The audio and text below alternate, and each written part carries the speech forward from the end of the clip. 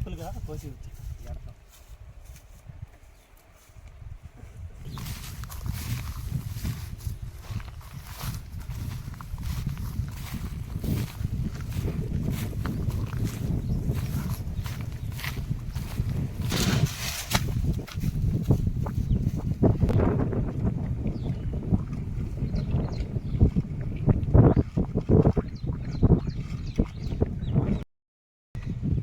ఇప్పుడు నేను తాటికాయలు ఎంత సింపుల్గా కోసానో మీరు చూశారు కదా.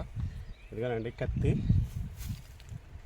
దోటికి కత్తి కట్టి సింపుల్గా తాడి చెట్టు ఎక్కకుండా సింపుల్గా అయితే కోసేసానండి.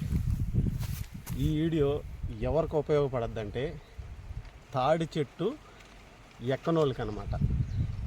తాడి చెట్టు ఎక్కనోళ్ళకైతే ఈ వీడియో బాగా ఉపయోగపడుతుంది.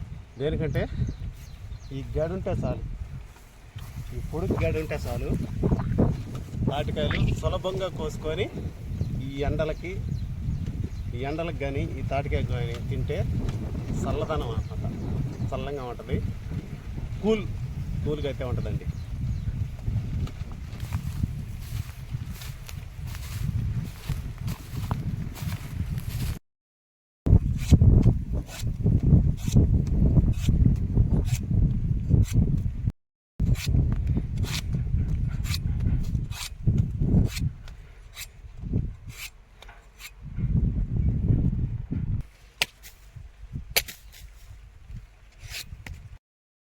తాటికాయలు అయితే కోసేసామండి.